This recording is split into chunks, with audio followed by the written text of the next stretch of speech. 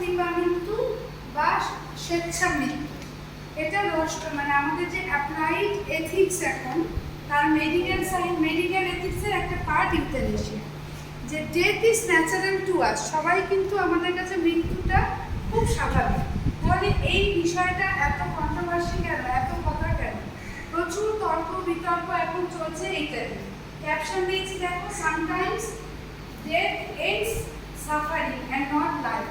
তাহলে এইখানে যে মৃত্যুটা আমরা পেশেন্ট কখনো চায়, কখনো ডাক্তাররা নিজেদের এন্ড থেকে দেয় যে শুধু লাইফ শেষ করে না, এটা যে সাফারিং মানে অত্যন্ত কষ্ট যন্ত্রণা ভোগ করে যারা বেঁচে আছে, যাদের লাইফটা বেঁচে থাকাও যা না থাকাও তাই একই ব্যাপার, তাদেরকে আমরা ইচ্ছা মৃত্যু দেওয়া হয়। তাদের অন দেয়ার ওন ডিমান্ড, ওদের ইচ্ছা মতো।